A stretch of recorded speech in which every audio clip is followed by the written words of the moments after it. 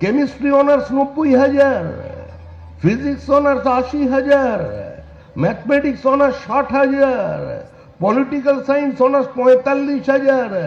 Red বাঁধা হয়ে গেছে। গ্র্যাজুয়েট হয়ে বেরোবেন, তারপরে প্রত্যেকে পাবেন দৈনিক 50 টাকা করে যুব সাথী, দৈনিক 50 টাকা, মাসে 1,500 টাকা, 40 বছর বয়স পর্যন্ত। এটাই বাংলার ভবিষ্যৎ নির্ধারণ করে দিয়েছেন। শ্যামপুরের কত মানুষ আজকে দিল্লিতে আছেন, নয়ডায় আছেন, সুরাটে আছেন। গোটা দাসপুরের মানুষ তো সুরাটকে ভর্তি করে রেখে দিয়েছে। যিনি বললেন বাংলাকে গুজরাট হতে দেব না, ওখান থেকে যদি গুজরাটিরা সমস্ত বাঙালিদের সরিয়ে দেয়, শ্যামপুরের বহু মানুষের বাড়িতে হাঁড়ি চড়বে না। আজকে দাসপুরের বহু মানুষের বাড়িতে হাঁড়ি চড়বে। তার কারণ কি? তার কারণ হচ্ছে এই রাজ্যে কোনো বড় শিল্প নেই, রাজ্যে নতুন বিনিয়োগ নেই। মুখ্যমন্ত্রীর পাশে দাঁড়িয়ে যারা বলছেন এত ভালো শিল্প বান্ধব পরিস্থিতি কোনোদিন পশ্চিমবঙ্গে তৈরি হয়নি, তারাই রাতের অন্ধকারে বিনিয়োগ করছেন উত্তরপ্রদেশে, বিনিয়োগ করছেন ঝাড়খণ্ডে, বিনিয়োগ করছেন উড়িষ্যায়, নতুন ডেস্টিনেশন আসাম, আপনার পার্শ্ববর্তী রাজ্য। তাকিয়ে দেখুন আসামের দিকে, ত্রিপুরার দিকে, উড়িষ্যার দিকে, যেদিকেই দেখবেন ডবল ইঞ্জিন সরকার, নতুন রেলপথ, নতুন হাইওয়ে, নতুন পোর্ট, নতুন কারখানা। সবাই এখান থেকে অন্য জায়গায় চলে যাচ্ছে। পশ্চিমবঙ্গ একটা গোটা বৃদ্ধাশ্রমে পরিণত হয়ে গেছে। আজকে আমাদের হাওড়া জেলার একটার পর একটা গ্রাম পুরুষ শূন্য হয়ে গেছে। ঘরের ছেলে ঘরের ভাত খাওয়ার জন্য আর গ্রামে নেই, কারণ সে বাড়ির ভাত জোগাড় করবার জন্য ভিন রাজ্যের পরিযায়ী শ্রমিক। পশ্চিমবঙ্গের পরিচয় আমরা পরিযায়ী। আমাদের এখন একটাই নাম, আমরা পরিযায়ী। আমাদের বাড়ির ছেলে পরিযায়ী, আমাদের শিক্ষিত মেয়ে পরিযায়ী, আমার জমির কৃষক পরিযায়ী, আমার এখানকার শিল্পপতি পরিযায়ী, আমার এখানকার পুঁজি সেটাও আজকে উড়ে চলে যাচ্ছে অন্যদিকে। এই পশ্চিমবঙ্গকে শেষবারের জন্য বাঁচানোর একটা সুযোগ আমাদের সামনে এসেছে। যদিও তৃণমূল কংগ্রেস চলে গেছে, তৃণমূল কংগ্রেস নেই, তৃণমূল কংগ্রেস ক্ষমতায় ফিরতে পারবে না। মুখ্যমন্ত্রী বুঝেছেন, আর বুঝে তিনি ভগবানের দরজায় দরজায় ঘুরছেন। মানুষের উপর তিনি বিশ্বাস রাখতে পারেননি। মুখ্যমন্ত্রী বছর খানেক আগেই তিনি দেখেছেন, আপনারা লক্ষ্য করলেন, উনি কালীঘাট ছেড়ে দিলেন। কারণ মা কালী বলেছে আমি আর পারছি না, আমি আর ফাইল নিতে পারছি। মুখ্যমন্ত্রীকে মা কালী স্বপ্নে বলে দিয়েছেন, তুমি পয়লা বৈশাখে আমাকে পুজো করো, তোমার পুজো দিয়ে আমার পুজো শুরু হয়। আমি অনেক টেনেছি, কিন্তু আরজি করের ঘটনার পরে, বকটুইয়ের পরে আমি আর পারছি না। উনি মা দুর্গাকে কার্নিভালে নিয়ে চলে এসেছেন। এতদিন পর্যন্ত আমরা দেবী দুর্গাকে প্রণাম করতাম, দেবী দুর্গাকে স্যালুট করতে দেখিনি। এখন তো কার্নিভালে উনি দাঁড়িয়ে থাকছেন, দুর্গা স্যালুট নিতে দিতে যাচ্ছেন, স্যালুট দিতে দিতে যাচ্ছেন। অভূতপূর্ব দৃশ্য। আবার কবে বিসর্জন হবে সেটা উনি ঠিক করে দিচ্ছেন।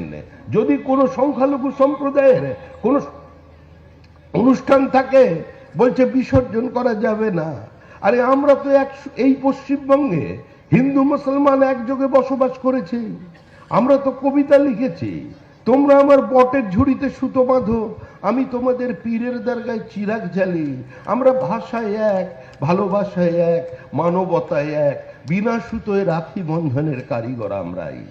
আমরা তো বিজেপির পক্ষ থেকে চাই দুর্গাপুজোর বিসর্জন আর মহরমের মিছিল একই দিনে, একই রাস্তা দিয়ে, সমান্তরাল ভাবে একই সময়ে চলুক।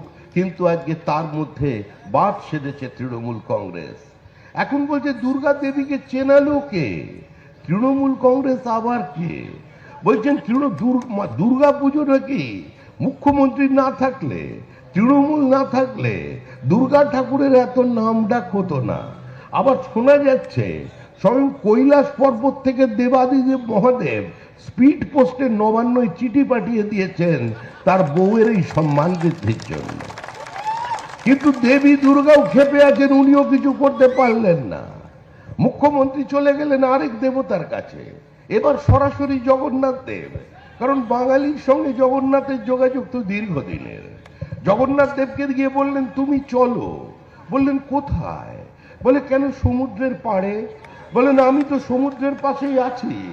বলছে এখানকার সমুদ্রের রাত্রিবেলাও আওয়াজ করে, পুরীতে ভীষণ আওয়াজ, এদিকে থেকো না, তুমি চলো শান্ত সমুদ্র দীঘার কাছে নিয়ে যাব। জগন্নাথ দেব বলছেন আমি কি করে, আমার ধাম ছেড়ে আমি মানুষকে থামিয়ে চলে যাব?